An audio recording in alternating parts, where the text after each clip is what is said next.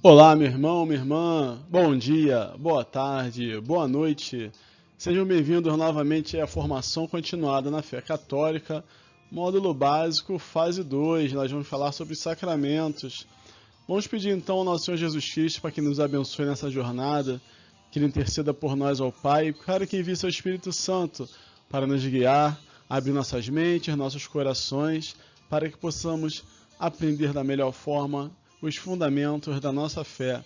Estaremos reunidos em nome de um Deus que é Pai, Filho e Espírito Santo. Amém. Para você que está chegando agora e não me conhece, meu nome é Valdir Rosa da Silva Júnior, sou bacharelado e licenciado em História pela Universidade Federal do Rio de Janeiro, bacharelado em Teologia pela Universidade Internacional, sou casado, tenho 4 filhos e frequento a paróquia do Sagrado Coração de Jesus, no Mutondo. Então, meus irmãos, encerramos aí a nossa fase 1, que foi com a Bíblia, e estamos iniciando agora nossos estudos com os sacramentos. Então, só para a gente relembrar aqui, ó, os sacramentos são 7, ok? Aqui, ó, batismo, crisma, eucaristia, ordem, matrimônio, confissão e extrema unção, ok? A extrema unção não é mais chamada assim, ela é chamada de unção dos enfermos, tá? Guardem esse recado aí, o pessoal que é da antiga aí ainda continua falando que é extrema unção, mas atualmente é unção dos enfermos. Então, pessoal, antes de dar continuidade aqui ao nosso tema, que são os sacramentos, nós precisamos antes falar sobre umas coisas importantes também, que são os conceitos. Nós vamos ver agora alguns conceitos, que são os conceitos de rito, sacramento e símbolo. Por quê? Para nós conseguirmos entender na totalidade o que são os sacramentos, nós precisamos ter esses conceitos em mente para poder fazer a associação desses conceitos com a ideia de sacramento, para então podermos entender profundamente esse mistério, ok? Vou passar aqui, ó. O primeiro conceito que nós vamos ver é o conceito de rito. Aqui, rito, com esse filósofo que é Émile Durkheim. Émile Durkheim, ele nasceu aqui, ó, em 1858, faleceu em 1917 e ele é francês. Então, Émile Durkheim, ele fala sobre o rito e sobre como ele funciona na sociedade. Todos nós já conhecemos algum rito que pode ter passado até despercebido, mas foi um rito, que são os ritos de passagem. Por exemplo, quando você é admitido em algum concurso, quando você termina um curso que você está fazendo, quando você passa por uma etapa no trabalho, ou então até mesmo na sua família, aí o pessoal vai lá, joga um ovo, ou então te faz mergulhar na piscina gelada. Então, essas coisas elas fazem parte do rito de passagem. Quando você termina o ensino médio, que ganha um diploma, então aquele diploma é um rito de passagem, quer dizer que você conseguiu concluir uma etapa da sua vida e está indo para uma outra fase. Então, o rito ele é muito importante. Só que aqui, particularmente, nós vamos ver a questão do rito na questão teológica, né? Na questão da igreja, da vivência da igreja. Vamos dar uma olhadinha aqui, ó. O que Durkheim fala? Ele diz o seguinte, que ritos são representações coletivas em que os membros de uma comunidade revivem suas próprias crenças. O que ele quer dizer com isso aqui, ó? Membros de uma comunidade revivem as próprias crenças. Ele quer dizer o seguinte, que a comunidade eclesiástica, quando se reúne, nós, o povo de Deus, quando nós nos reunimos, nós estamos fazendo o quê? Nós estamos realizando um rito. E uma característica do rito é a repetitividade. Então, todo domingo nós vamos à missa E a celebração, ela tem o canto de entrada, tem a primeira leitura, a segunda leitura, tem o salmo, tem o evangelho, tem a hora da consagração das oferendas, né? Então, tudo isso é um rito. Uma característica do rito é repetitividade, mas não é porque ele está se repetindo que é a mesma coisa. Até porque em cada semana são leituras diferentes, passagens diferentes. A estrutura pode até ser a mesma, mas a forma não é, porque nós fazemos a mesma coisa, só que diferente, né? Então, por exemplo, o rito da iniciação cristã, que é o batismo, ele tem todo um procedimento, tem todo um apanhado de sentidos que estão ali dentro daquele rito. Tudo bem? Então, que fique claro aí, ó, para Durkheim, tá? Tá aqui. Eu tô apontando aqui, mas estou com o mouse, né? Fica difícil, né? Então, ó, representações coletivas em que membros de uma comunidade revivem as próprias crenças. Então, isso aqui é o conceito de rito por Emile Durkheim, ok? Vamos agora aí para o próximo slide. Continuando aqui, pessoal, os nossos conceitos, nós vamos ver agora o conceito de símbolo. E eu vou usar aqui Ernest Cassirer. Ele nasceu aqui ó, em 1874, faleceu em 1945 aqui, praticamente depois da Segunda Guerra Mundial. Então, é interessante saber o seguinte, que o homem é um animal simbólico. Por que ele é um animal simbólico? Porque o homem, ele tem a necessidade e tem a capacidade de fazer uma conceitualização de tudo. Ele pega tudo aquilo que está à sua volta e transforma em símbolos. Ele pega vários conceitos, várias palavras, várias coisas e transforma em um símbolo. Por exemplo, quando você está andando na rua e olha para um carro e vê lá um V e um W, você olha ali, Volkswagen. Não é propaganda gratuita, né? Mas quando você vê o símbolo, você associa a carros, a fábrica, a uma marca. Então, isso é um símbolo. E agora trazendo para o mundo da nossa igreja, para o nosso mundo aqui.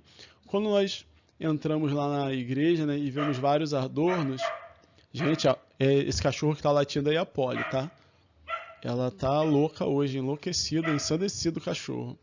Então, quando nós entramos lá na paróquia e olhamos assim, o alfa e o ômega, nós sabemos que é o princípio e o fim. E uma coisa muito interessante é o quê? Que é o símbolo do cristão. Para quem não sabe, o símbolo do cristão por muito tempo foi o peixe. E peixe em grego é iktis, que significa Yeshua Christó, Tel Ioses Sophes, que significa Jesus Cristo, o Filho de Deus. Então, veja como é que nós conseguimos pegar as coisas, transformar em significados. O que isso implica em nossa vida? Esse fato aqui do homem ser um animal simbólico é o que nos diferencia dos animais, porque os animais, eles vivem pelos instintos, e nós, pela nossa capacidade de realizar os símbolos, conseguir transformar as palavras em letras, pegar esse código e passar para uma outra geração, nós estamos garantindo a continuidade da espécie humana com todos os conhecimentos que nós temos, coisa que os animais não fazem. Um cachorro, ele vai nascer, dependendo, ele pode ser adestrado, né, ensinado, ele pode pegar uma bolinha, pode sentar, pode rolar, pode fazer tudo, mas quando ele morrer, o conhecimento morre com ele. O outro cachorrinho dele, o filhote, ele não vai sentar e explicar aquilo para o filhote dele. E esse processo que aconteceu com esse cachorro vai ter que ser feito com todos os outros cachorros sucessivamente. E com o ser humano, não. O ser humano, quando ele nasce, ele é educado, e a partir do momento que você educa em cima de uma simbologia que você já tem armazenada, então você está criando uma pessoa que já sabe, né? Não que ela já saiba, mas ela tem aquele conhecimento armazenado, ela pode buscar, ao contrário dos animais. Então, seguindo aqui no slide, ó. Símbolo de acordo com Cassirer. Vou ler aqui, ó. O comportamento humano depende de regras simbólicas. Isso permite a continuidade da espécie. Então, meus irmãos, foi o que eu falei. A partir do momento que um homem fala, escreve, consegue pegar esse conhecimento e passar para as gerações futuras, então ele, a partir desse momento, por ser um animal simbólico, ele está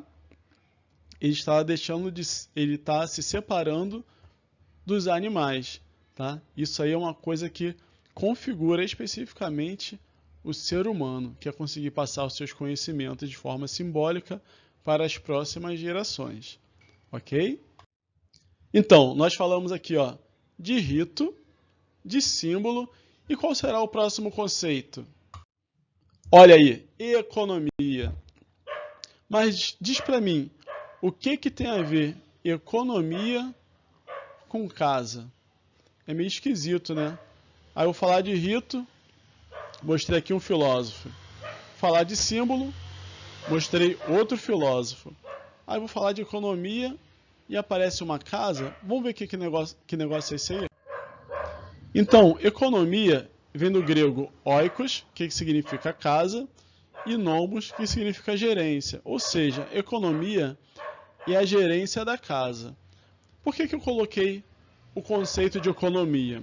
Porque no catecismo da Igreja Católica, muitas vezes, nós vamos ouvir a palavra economia associada a algum termo. Normalmente vai ser economia da salvação, que é o quê? É a forma de gerenciar, tudo bem? É a organização da salvação. O mistério é Cristo. E a economia da salvação é essa gerência da casa, essa administração. Então, quando vocês virem dentro dos estudos a palavra economia da salvação, não é para achar que a gente tem que ficar economizando dinheiro para comprar nosso pedacinho no céu, né? Na verdade, é uma forma de como devemos gerenciar os nossos caminhos, olhando para Cristo, para que consigamos chegar à salvação eterna, ok? Então, depois de nós vermos esses três conceitos básicos, agora vamos falar sobre sacramento, que é o tema dessa aula. Então, por que sacramento? Sacramento lembra sacrário, sagrado, ok? A origem de sacramento veio da palavra grega mysterium, tá? Ela vem do grego mistério. Quando foi traduzida para o latim, ficou mysterium e sacramentum, ok? Ó, mysterium, aqui ó, em grego, e ela foi traduzida para o latim como mysterium e sacramento. Então,